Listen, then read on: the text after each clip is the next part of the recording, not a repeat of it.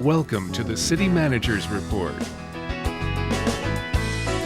The City Manager's Report is your preview of the next Oshkosh Common Council meeting agenda and an update from your Oshkosh City Manager. Your hosts, Emily Makowski of Oshkosh Community Media and City Manager Mark Roloff. Hello everyone, and thank you for joining us on your City Manager's Report, your source for the most current things happening right here in Oshkosh, as well as a preview for the upcoming City Council meeting agenda. I'm your host, Emily Makowski, as always joined by your City Manager, Mark Roloff. Thanks so much for joining us today, Mark. Great to be here, Emily. So we'll go ahead and dive into our first hot topic for the first half of today's show and take a little break and then come back with the Council meeting agenda for July 8th, 2014. So first item here we have on our list is something happened pretty recently earlier this week, a joint workshop dealing with the Pioneer property. So how'd it go? What exactly came out of this workshop, Mark? Well, the city asked the university's Business Success Center to take a look at potential uses of the Pioneer property to hopefully stir some interest in the Pioneer folks to do something about the site. It's been laying fallow for a number of years. And we've actually started some enforcement activities against them because it's looking pretty run down. But we try to put a more positive approach to it and say, look, here are things that we think can happen out there. And we've been working with the Business Success Center for the last couple months on analyzing some best practices of communities that have been actively developing waterfront properties and what types of uses are there. And I also wanted to make sure that we really took a look at all potential uses for the site, not just focus in on something that somebody may like or somebody wants to talk about. So we had a variety, and this is a little bit of a matrix that shows some of the areas, but actually it was probably 5 or 6 times this size. Yeah, it's kind of like the highlights of the bigger graph. These are the ones, areas that I felt were most important to take a look at, of the ones that the Business Center took a look at, as well as the different options. And it was very much, it was like a traffic light. Green for good, yellow for so-so, and red for not good. So if it was not favorable, it would show up. And as you could see across the top of the screen, the office use, on the 5 criteria that I felt were probably the most important out of all the criteria that they looked at, but they looked at literally 3 to 4 times more criteria. But tax revenue to the city, the cost to the city, job creation, job quality, as well as the probability of success. And actually, this one I don't think had been talked about before, but office use comes up very high in every category. That's not to say that's necessarily the best one, but it came across as very good. Apartments did well in a lot of categories. Job creation, jobs aren't created a great deal when you have an apartment building. Hotel restaurant, which has been discussed forever because the Pioneer site was good in every area except job quality. Sometimes hotel restaurants don't have a reputation of doing a lot of high quality jobs, high paying jobs. Right. Retail, good, not great, but much better. Marina, about the same number of equal number of green and yellow squares as retail. Marina, obviously, because it's right there on the water, has potential to be used there. But public areas, those are the ones that rank the lowest because they are the riskiest, they're the costliest for us. They don't generate jobs per se. So there's a lot of things that are negative about that. And I felt it was appropriate given the results that we point that out because there have been a group of people that said, well, we ought to look at this for public use. We're always going to have a trail system down there once it gets done. That's part of the agreement we already have with Decades Properties. So we'll have public uses down there, but to devote the entire property to public use is probably not the best use given these criteria. Make sense. Right. And granted, the bottom, these are the highest and the lowest ones. There are obviously a lot of other options out there too, besides these what is it, 6 things that we listed. So 6 uses, yeah. There's a lot of other different uses that were there, and there were other criteria as well. We're going to have this up on our website, so I'd encourage people to take a look at the report and get a full feel for it. But this just gives you a little flavor. But the idea was to give the Plan Commission, the Redevelopment Authority, as well as the Council, an idea of what potential uses are out there. If the owner of the site can use that to help market the site to other people, or if it gives him an idea of what he can do out there, we'd like him to do something out there. We can't force somebody to develop a site, but if we can help them along in showing what types of uses are out there, and that gives an idea of what assistance we could provide down the road if it does good things on job quality and job creation. Those are things we want to do. Right, and the next step, obviously, well, not obviously, but the next steps are partly included in the Central City action plan for planning, right? The council is having a discussion about doing a Central City action plan, much like we did the downtown action plan back in 2000. So yeah, we'll take a look at that and see how we can incorporate the Pioneer site into a larger Central City area. Excellent. So that we've seen a lot of lately. Another thing that we've kind of been seeing a lot of, if you've been off of Keller Street lately by Best Buy, is the Armory Basin. We've talked about this a lot in the past episodes. This was a big question mark. Yes. I mean, this probably been the most asked question to me this summer. What's going on behind Best Buy? That's it. This is the map and the graphic that's put together for this site. You can see off to the left or to the west, that's where the stores along Keller Street are. To the south is Osborne, and then to the north is Crystal Springs Avenue, which is the Huntington Downs neighborhood. Gives you an idea from orientation standpoint. This is in what's called the Campbell Creek watershed. This stretches over here by Keller, actually goes west of Highway 41, actually into our Southwest Industrial Park, and then it goes all the way north and east up to around where Lourdes Academy was. For those of you who remember from 2008, Lourdes Academy was severely flooded. So this entire area is going to benefit from this water wet detention area. So and construction's well underway. Oh, very much so. We got started as soon as we could. So there's the same graphic right there. I believe this is at the end of Moreland Drive in the Huntington Downs area. And this is kind of looking off to the southeast right here. Gives you an idea. You can go look at that graphic as you saw on the screen here. This is called the Armory Detention Pond. It starts over here. We're kind of panning to the south here. You saw the retail areas along Keller, and now this is looking pretty much dead to the south right now, and it's actively working. We are hauling a lot of dirt over there. We're using it for stockpiling it for future projects, but getting it out of there and making this area, excavating it so it'll hold stormwater when it's all done. And the benefits of this will be huge. Like you were saying, the Campbell Creek watershed has had a lot of issues in the past that this will hopefully be solving. Right, and so with this watershed, we're going to be able to hold back the water, also clean it up a little bit. And then one of the things from that graphic that I failed to mention was that we got a $2.6 million grant from FEMA, the Federal Emergency Management Agency, as well as the state of Wisconsin. So that's what it takes care of. You can see off in the distance here the National Guard Armory. That's why we call it the Armory Pond. We bought a lot of this land from the National Guard, as well as some land from the developers, the landowners off of Keller, where the Menard store used to be, where Best Buy is now. So it's a very exciting project. It's going to have tremendous benefit to the Campbell Creek watershed. So we're excited that this is probably going to be the second biggest pond we have after the James Road one, but this is the one I think will be a little more visible because it's in a very populated area. Very busy area. Are we going to have to worry about any kind of traffic restrictions or anything on Keller there? No, we shouldn't see any problem over on Keller. Crystal Springs, I think the neighbors are already being inconvenienced, so they already know that it's a little bit of an inconvenience for them, but the benefit it's going to provide them in the long run will be worth the inconvenience. Great. Well, if you do get a chance, if you're out on Keller, make sure you peek over there. It's a huge project, and it's really you can really see the scope of it. So it's pretty cool. Something that's kind of coming up here too is the park rental fees. It was in your latest newsletter, and having to do with Menominee Park and South Park. There's a lot of special events that go on throughout the summer, mostly that might affect this. Yeah. Anytime we have a special event at a park where they use the entire park, what we're really doing is, in effect, taking that park availability away for families and other groups that want to maybe rent just a shelter.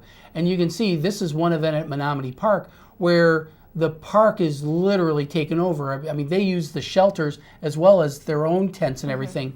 And it's very well attended. There's a lot of interest in it, but it does take this away at the expense of other people.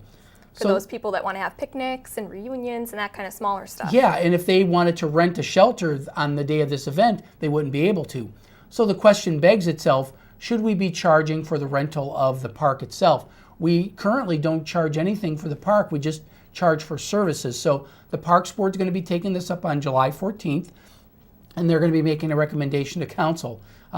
This amounts for use of, for example, of South Park for a single day, about $440.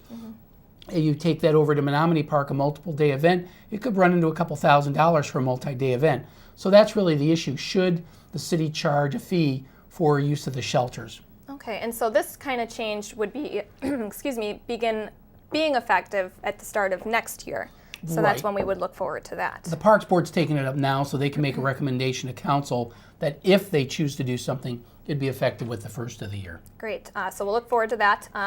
Also, another little update is some Moody's bond rating. Now, we've talked about this actually in the State of the City, and you've got a little bit of an update for us. Right. At the State of the City, I'd reported that the city's bond rating was downgraded to A3, double A3, which is actually the fourth highest rating you can get from Moody's Investor Service. So it's still very good, but we were downgraded in large part because Moody's was reevaluating their criteria, so that was one thing, and everybody was expecting some review.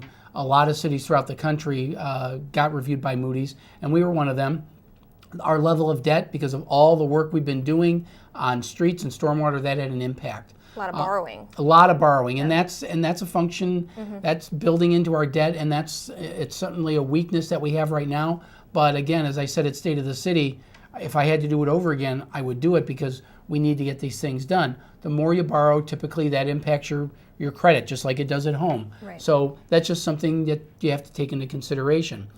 With respect to our stormwater, we borrow for stormwater as well. That's what's known as revenue debt. So it's only backed by the revenue of that utility. So in this case, this was stormwater. So the stormwater utilities debt is, or any utility debt, is typically rated 1 or 2 notches below the general obligation debt. In this case, Moody's looked at it and they downgraded us 1 because they were already at A3 or double A3. Now we're down to what's called A1. It's still a good rating. Obviously, we'd like it to be better. It means that we probably pay a little bit more interest.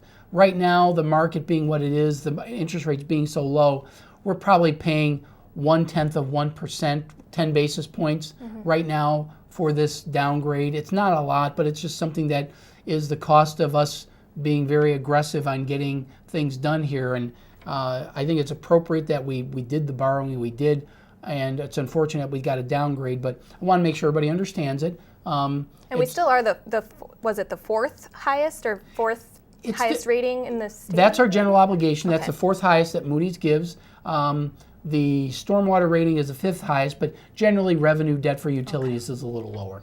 All right, well that makes sense. Moving on here, another update is the central garage. Now, we've been seeing, it seems like it's popped up out of nowhere, but it's kind of plateaued a little bit, so it's slowed down. It has slowed down a little bit. Part of it, there's some problem with the new building, some issues we got to work out with the contractor and the subcontractors.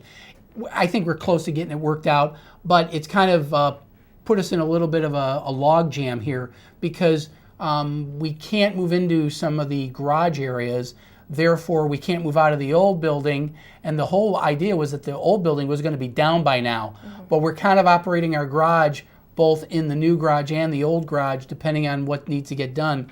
So it's frustrating for the folks, but it's taking its time. The offices are moved. That's not a problem. They're all in there now. It's just in the garage itself. So we're very happy that that's available, but it's just the garage area we're having a little trouble with. So we haven't torn down the old. You see that opening out there, that's open to the public. Yeah. That's open wide to Mother Nature.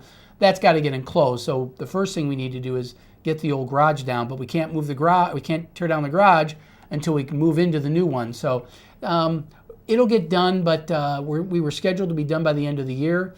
The contractor hasn't said it's going to be delayed past that, but we have to be prepared for that as well. Okay, well hopefully not too far away from us. Not too far, yeah.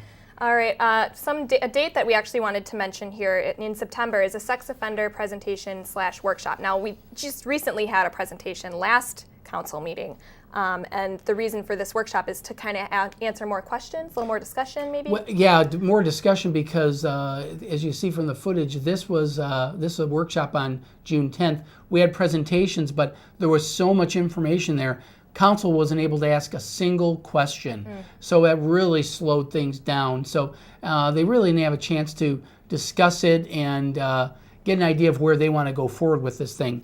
The council felt that they wanted to get some questions answered as well as discuss it amongst themselves. So we don't have many open dates coming up, so they had to move it forward to September. So we're looking at continuation of the June 10th workshop in September. Actually, the timing for that is that the planning division is taking a look at some changes to our zoning code that may actually have some benefit for dealing with sexual offender placement. Concentration was the main concern, right? Yeah, and this has to do with concentration of unrelated people regardless of what their status is. So it just happens that it could dovetail well with a discussion about sexual offenders as well.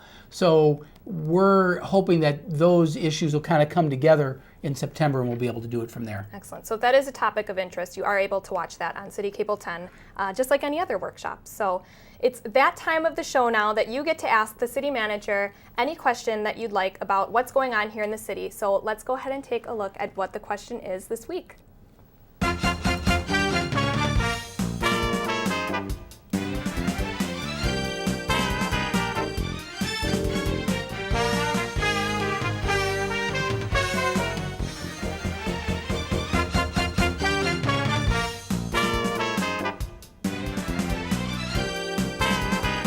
So Mark, your question this week is, who pays for the 4th of July fireworks here in Oshkosh? And that's a pretty good question. It's a good question. Appreciate the question. Well, first off, you know, we call it the Festival Foods Fireworks Show, and that kind of answers the question. We call it Festival Foods Fireworks Show because Festival Foods is our principal sponsor with the city. The cost of the fireworks show is $25,000, and Festival Foods covers half of that cost, and the city of Oshkosh covers the other half. So it's sort of naming rights that Festival Food gets for being so civic-minded and making that donation to make this happen. So we're real excited that it gets covered by a great local business. And so for those of you watching it, you may have already seen the fireworks show or haven't seen it, but now you know who pays for it.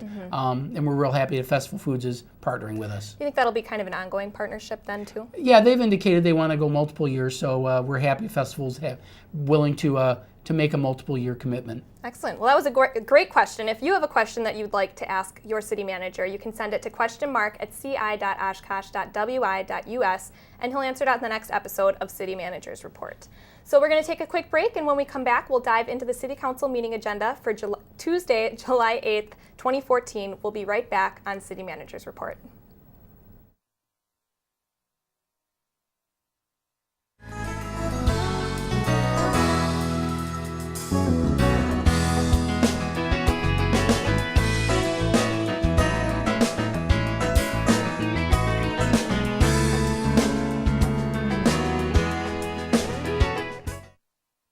Hi, I'm Mayor Bergtauer, and I'm asking for your help. The city has several boards and commissions that play important roles in just about every aspect of local government. Whether it's the Parks Board or the Landmarks Commission, these and other boards act as a forum for citizens to address their concerns and questions about Oshkosh city government. The boards also provide members the opportunity to make positive suggestions to the council or city staff to move the city forward. So here's where we need your help. For our city to work effectively, we need active citizen participation. Many of our boards and commissions currently need members. We're asking for just a few hours of your time each month to serve on one of our boards or commissions and help to ensure a strong democratic process. So please consider serving on a city board or commission. For an application, visit the city website, stop by the city manager's office in City Hall, or call 236-5000. Thank you for your interest, and we look forward to your possible involvement.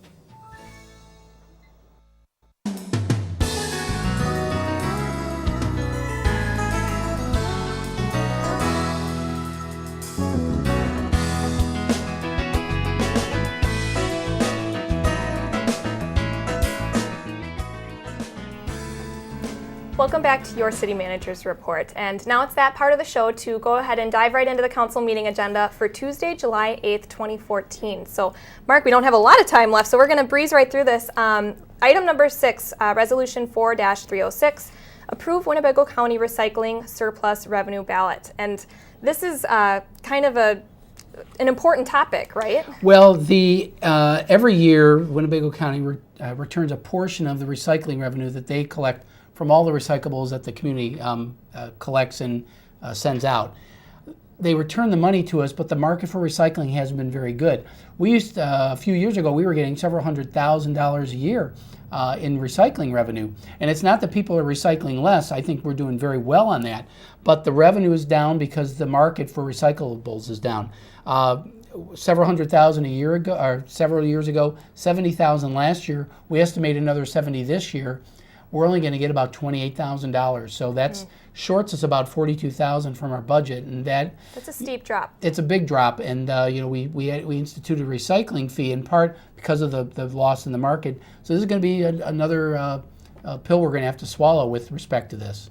And hopefully not having to impose another recycling fee, but it's kind of looking at all the options at this point. Yeah, I want to keep that recycling fee down. I mean, we imposed it. It was not well received, and I can understand it. We're all paying that. But we want to make sure that we're looking at ways that we can cut costs in that area as well. So it's something we're going to have to wrestle with, but it's not. It wasn't the greatest news, but I wanted to let the council know about it so that when budget time comes, we're prepared for it. All right, so keep recycling. Don't stop recycling absolutely. just Don't for this stop. reason. Next item right after that is maintenance jurisdiction revision on this area near Highway 41 and 20th Avenue. Now, what area is this? This is that area of South Park Avenue that as you're exiting northbound Highway 41 to South Park Avenue, it's that area from Highway 41 over to 20th Avenue. And if you've seen it in recent years, it's not looking the greatest. It's that median there. It's that median there. With all the grass and the weeds and exactly. everything else. Hopefully it's looking a little better than in the past because it's only been in the past year, in fact less than a year, that it was transferred to the city's jurisdiction because we just attached that. That's been in the town of Algoma for years. Now it's in the city of Oshkosh, and now the state is turning over the maintenance responsibility to the city. I think you're going to see it looking a little better in the future as a result of us taking it over. Start to see more mowing. See more mowing, more maintenance. We've already put some low maintenance plantings out there from Bill Sturm, our parks forester. So I think you're going to see things improve out there a little bit. And there are some other areas of interest, like the one over by 21 and 41. Is that something? Highway 21, that's one that's still not in the city. That's still in the town of Algoma. Okay. It's not the town's responsibility, it's the state's. The state turns it over to the county, but the county's only reimbursed to mow it twice a year. Now, what would happen if you only mowed your yard twice a year? It wouldn't look pretty. And we'd send you a ticket, too. So yes. it really doesn't make sense. But it's not our maintenance responsibility because it's not even in the city of Oshkosh. Okay, well, moving on to the next item here. Actually, next two items kind of relating to each other. One dealing with tipping fees for the Riverside parking lot, and the other with street lighting poles. Now, this is kind of an ongoing project right now, yes? This is the Riverside Park parking lot right on the CP side of Riverside Park. We're redoing that parking lot, just half of it. But it has some contaminated soil there that has to get hauled to a special landfill. Valley Trail Landfill in Berlin is the local landfill that will do this, and we're estimating we're going to spend up to $50,000 there.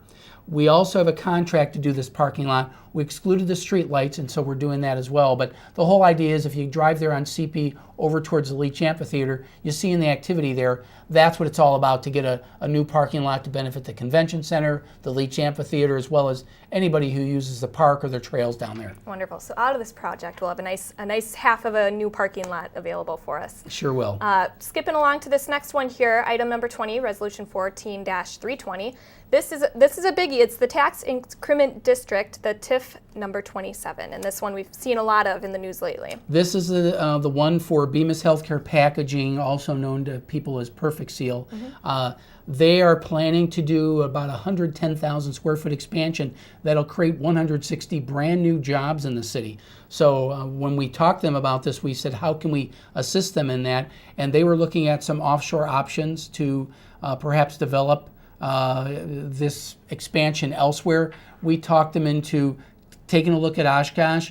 We didn't close the gap. They're probably going to save about $6 million going to Mexico versus doing it here, but we closed the gap with about $2 million, and it was enough that got them interested in this site.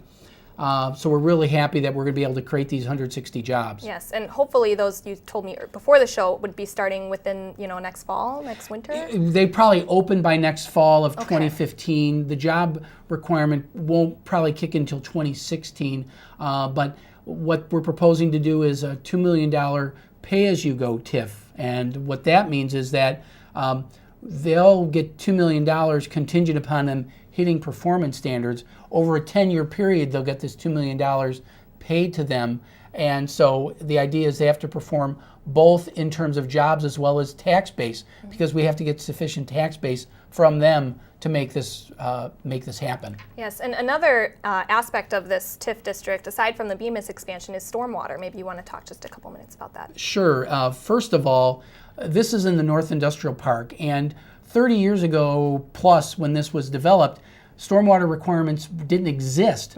So none of these properties really have enough adequate space for expansion and to do stormwater retention. So we saw that in Bemis, but we also saw the possibility existing elsewhere. So what we're proposing to do is do some regional stormwater detention ponds, just like you see in the Southwest Industrial Park. In the Southwest Industrial Park, we have properties that you don't see ponds there because we've developed regional ponds. So the business out there doesn't have that responsibility. We assume that responsibility, but we also make it more attractive to develop out there. So you can see there's a lot of green space there at these parks because they don't have to build it. Meanwhile, we build these nice big detention ponds in the Southwest Industrial Park. We're proposing to do the exact same thing in the North Park and benefit and maybe create incentives for other businesses that might want to expand that maybe have been hesitant to because they wouldn't be able to expand enough because of stormwater requirements. Exactly. So really what it is, it's a regional stormwater pond so that each of these businesses don't have to create their own little ones to take care of that. Correct. It's more efficient for us and it's beneficial for them. Great. Well, this is an exciting project, and I think we're all really looking forward to the next steps on that. Off to the next one here is one that you've gotten a lot of complaints about it. It's the railroad drop-off site loading dock near Allerton Drive. So what can you tell us about that? Well, fortunately, we're able to report that we are going to get council approval on Tuesday night for them to submit what's called a T grant. It's Transportation Economic Assistance. It's a grant program through the Wisconsin Department of Transportation. And what we're proposing to do is relocate this loading zone into the Southwest Industrial Park. It's about a mile down the track, but it's out of a residential area. Literally, they're loading these trucks right behind people's houses. And I'm not exaggerating. This will get into an industrial park where it won't be an issue with noise. Where it should be. Where it should be. It's actually close to where Oshkosh Corp is loading the vehicles or is exiting the vehicles from their plants, the last inspections there. So it makes a lot of sense to do it at this site. So we're real excited that we're going to be able to get this grant and hopefully fund half of the cost of relocating this track. And really quickly, any requirements of this grant? The Oshkosh Corporation has to retain 400 jobs, and we're going to guarantee that as a community, and we're working closely with Oshkosh Corp that we'll be able to meet that requirement. Wonderful. Well, we are out of time. So again, the City Council meeting is this Tuesday, July 8th at 6 p.m. You can watch it live on City Cable 10 or on our website at www.oshkoshcommunitymedia.org. Or you can listen to it at 101.9 WOCT, which is also online now and on the TuneIn Radio app for mobile devices. Don't forget, if you have a question for City Manager Mark Roloff, you can send it to questionmark@ci.oshkosh.wi.us. So again, thank you so much for joining us on your City Manager's Report, and we'll see you next time.